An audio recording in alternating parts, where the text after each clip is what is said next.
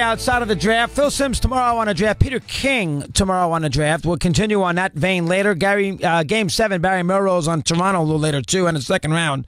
Wrapped up now on the Pels. New Orleans will get Golden State. Game 1 will be Saturday night, and they are dangerous. David Wesley does their games with our good buddy Joel Myers, and he joins us here on Mad Dog Unleashed. Dave, welcome. How are you today, pal? Okay? I'm good. How are you doing? All right, David, and this team right now has got a lot of momentum, and I think it began at the end of the regular season with the games you had to win to make the playoffs. You obviously carried through Portland, a very dangerous Pelicans team round 2. Let's go there first. Go ahead. Yeah, very dangerous because they're playing with a lot of confidence. They got players that are playing either to their ability or above. And like you said, came in on a 5-game win streak. Now they're on a 9-game win streak. They believe in what they do. They move the ball really well. They have great cutters. They have an elite player, and then they have Drew Holiday, who is playing like an elite player. Mirotic was a great addition towards the end of the season. And, I mean, this team they're playing well, shooting well, and more importantly, they're defending, which they didn't do the first half of the season. No, they're dangerous, Dave. Let's do Anthony Davis for a second. You know, with all due apologies to Harden and anybody else you want to name, I think he's the third best. Now, he's never healthy 80 games. So, I mean, I keep that in mind. And you know, you do every game. But when he's on his game and he's healthy, I think he's the third best player in the league. I can't put him ahead of Durant, and I certainly can't put him ahead of LeBron. I'll take him over anybody else. Now, you see every game, every team, many a time for 6 months. Am I a little outlandish there, or do you agree? No, not outlandish. I think he's playing phenomenal basketball. And, you know, every game, you know, you see the stats and you see the comparisons. And every time you're comparing him to things that Hall of Famers did in this league. And he's doing it over and over and over. I mean, the number of games where he's 30 and 15, 40 and 15, like he just puts up numbers, and now he's putting up numbers that are equaling winning.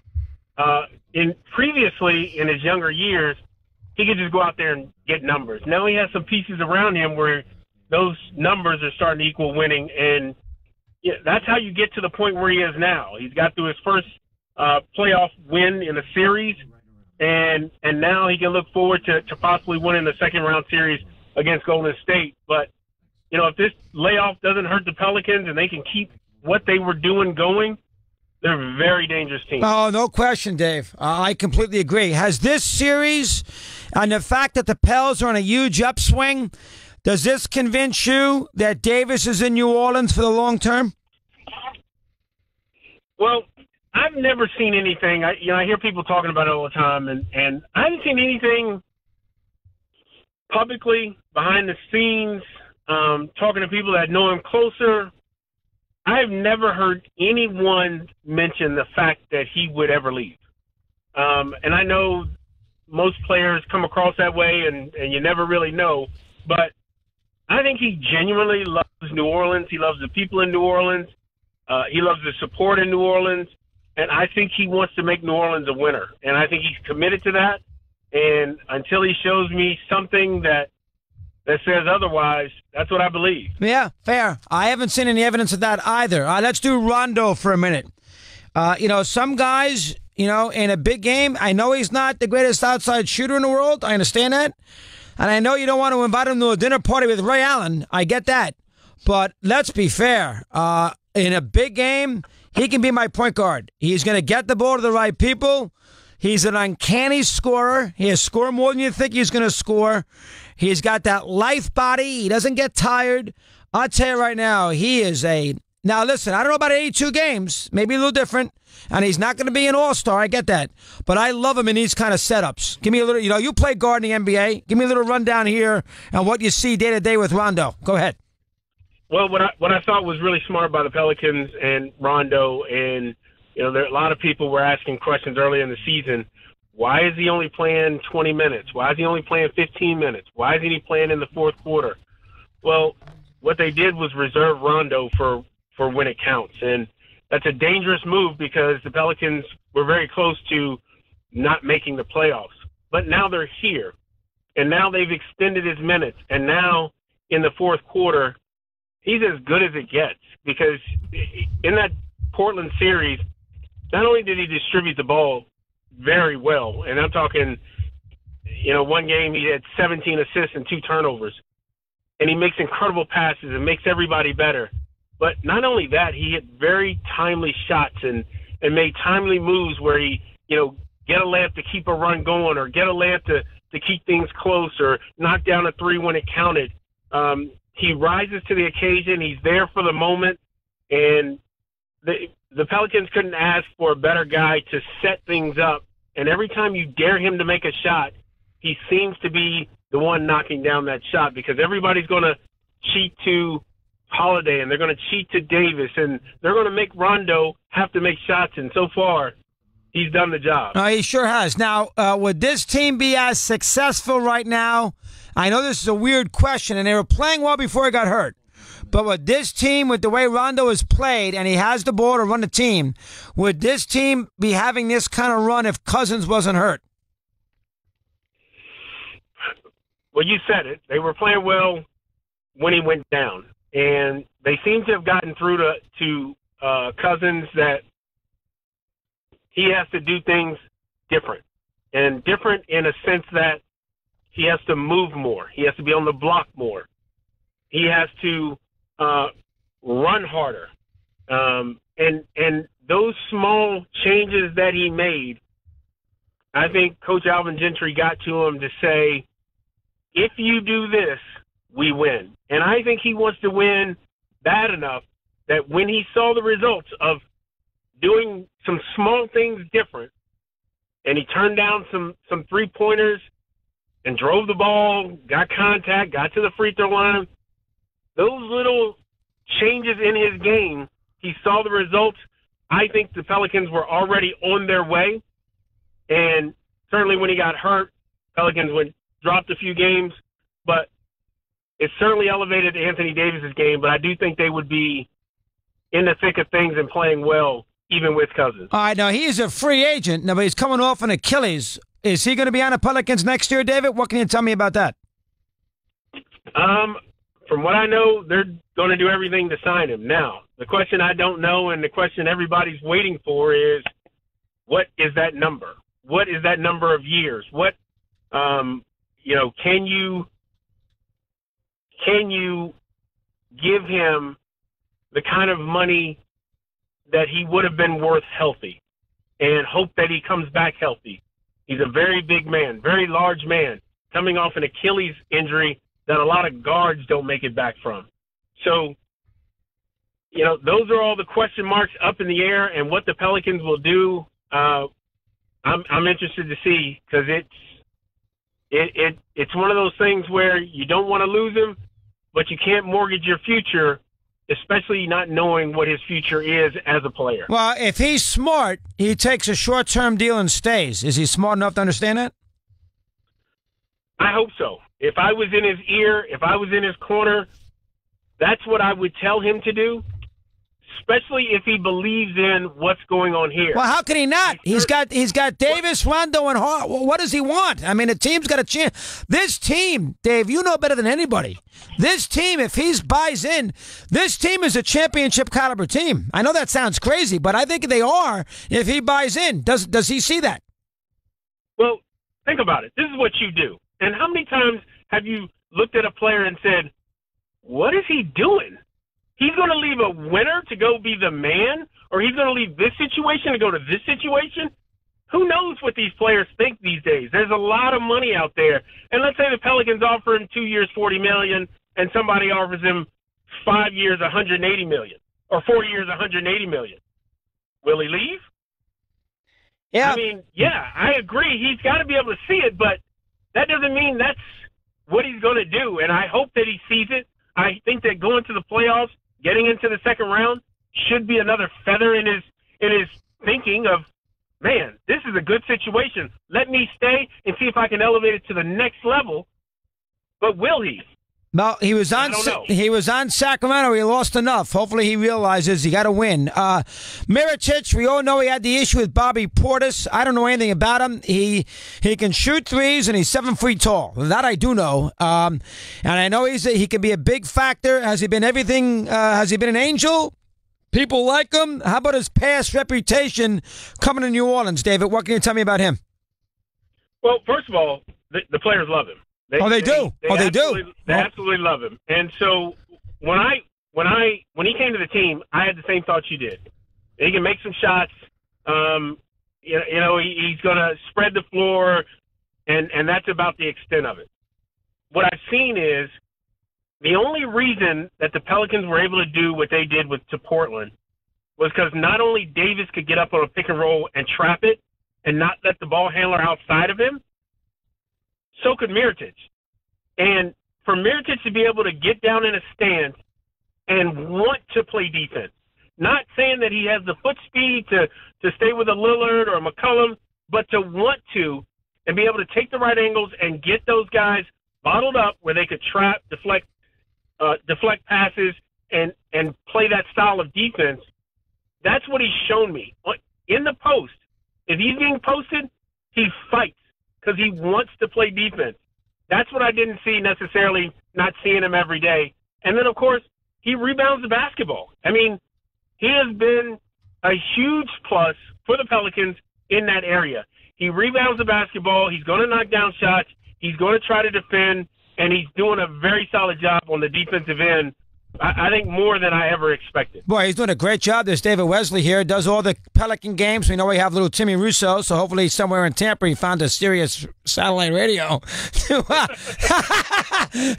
listen to this. And I did send him the game 4 there on Saturday afternoon. He's a huge Pelican. He's a freshman at the University of Tampa, and I had to let him see a playoff game, so he went to game 4 there on Saturday, and he saw the best game of that series, and he saw Davis score 33 points. He had a field day. How about Gentry? I was shocked they fired Monty Williams. I thought Monty got a bad deal there. Gentry had, listen, he had a checkered, he did some nice things. Phoenix in a conference final. Kerr loved him. I get it. I was a little surprised, a little underachieving before this year. He's obviously responded. Give me a little rundown. You played for a lot of coaches. I'm sure you love Monty too. Give me a little rundown on what Alvin Gentry has provided here. Let me get a sense of that. Well, you know what? I like him as a coach. I played under him as an assistant coach, head coach Tim Floyd.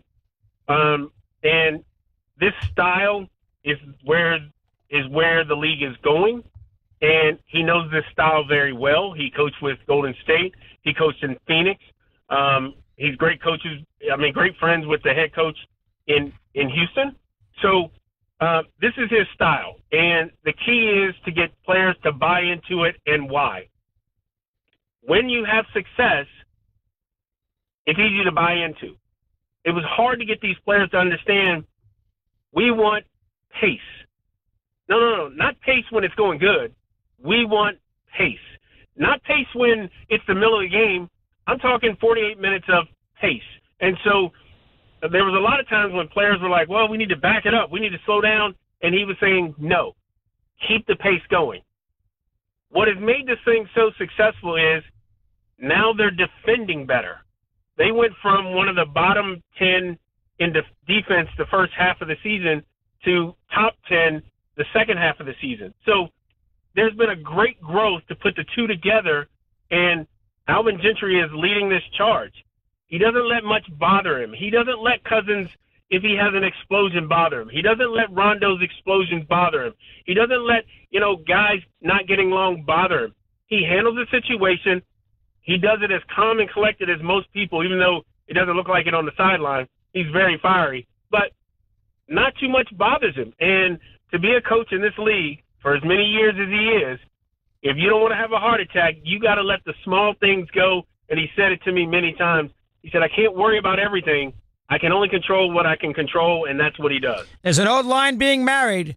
You can't fight about your spouse leaving a cap off the toothpaste. Exactly. Fight the big things, not the small things. So you're telling me that right. Gentry has learned that. Make a long story short.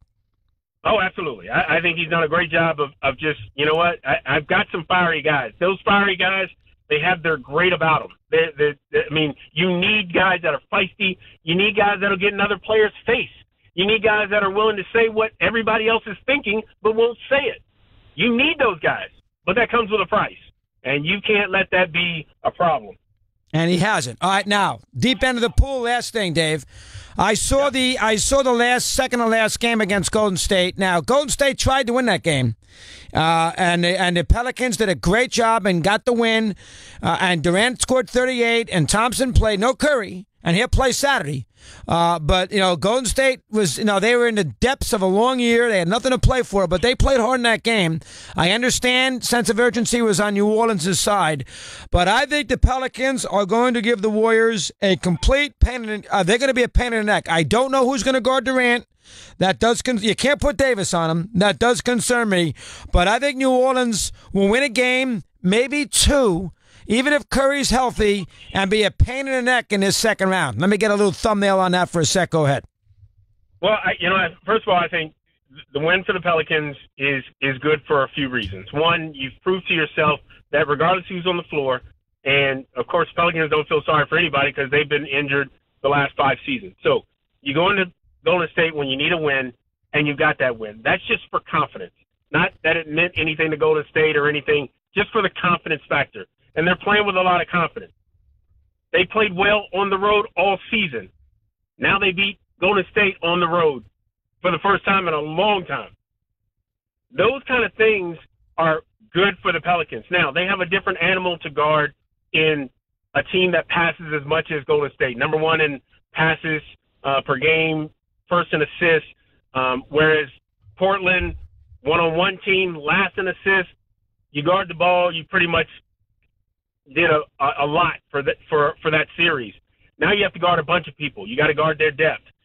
You got to guard their energy. So a team that mirrors the style that Pelicans play, they have to be locked in on defense and make sure that they make things tough.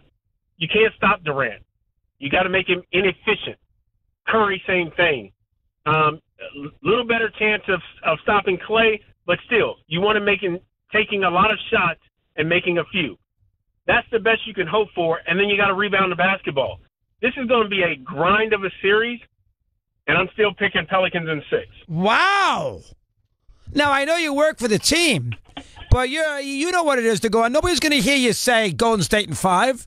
So this is SiriusXM for crying out loud. Mad Dog Radio. So from that standpoint, you have that much confidence that the Pelicans can win this series. If the Pelicans play the way I've seen them play, the way I know they can play, they have more than a great chance in this series. That's a pretty confident statement. Need a split? One last thing. How about need a split and Golden State, win the 2 at home? One last thing is, now we know the Saints, we know LSU football. The Pelicans have always they got to try to find their niche. Have you noticed New Orleans buying in full time with this team? I think we lost him. There you go. All right. It's too bad. I had a good conclusion there, and Eddie accidentally disconnected the phone. All right. Hey, put him up, Eddie. Let me ask that last question. May I? And if you can get that last question. Do you want me to do a live in the middle here? Yeah, why not? Let's get it live out of the way and we'll get David on for that last thought. Are you an entrepreneur, a small business owner, or have a side gig? Let me introduce you to Grasshopper. It lets you run your business from your cell phone while keeping your business and personal life separate. You can choose from their huge inventory of local toll-free or vanity toll-free numbers. You forward your new number to your mobile phone and start taking calls immediately. Whether you are in an office or in your car on the way to a client or out at the ball game, Grasshopper's iPhone and Android apps help you stay connected to your customers. You will love all of Grasshopper's useful features. You can send and receive calls and texts from your business phone number and set up multiple extensions for everyone on your team. Grasshopper even transfers transcribes your voicemails, emails them to you. There's call forwarding and Wi-Fi calling. You can work from anywhere and a desktop app to make and receive calls from your computer. With Grasshopper, you get all of the benefits of a phone system, freedom of a cell phone, no equipment required, and it's simple to set up. In just a few minutes, you can start making and receiving business calls and texts with your new Grasshopper phone number right on your cell phone. Plus, no long-term contracts and exceptional 24/7 customer support. Get your business phone number today at grasshopper.com. That's grasshopper.com. Okay, we finish up with Mr. Wesley. David, we lost you for a sec. We know this is a great Saints town. We know they love college football, Sugar Bowl, and everything else. New Orleans has got to find its niche. I would think they have begun to find it with this series here in Davis. How about the enthusiasm level in this small market for the NBA? What can you tell me about that? Well, first of all, I think it's been amazing. The support has been great. These fans want the Pelicans to win, and we've all seen them, how they get behind the Saints, and the Saints had a number of rough years, and they fill up that stadium every single game. So the Pelicans certainly trying to give them more to cheer about, and as they give them more to cheer about, and everybody around this town, the city, is excited about the Pelicans being in the playoffs, where you go and you sweep the third-place team, and now you're going into a battle with Golden State. The fans have been behind this team, and I feel like the fans will continue. And it's been it's fun to be in the city. You know, New Orleans loves the party, loves to be, get out there and support. So it's going to be rocking in Game 3 here in New Orleans. Looking forward to it, Dave. Great job. Thanks for a couple minutes. Keep up the good work. Appreciate you coming on today, pal.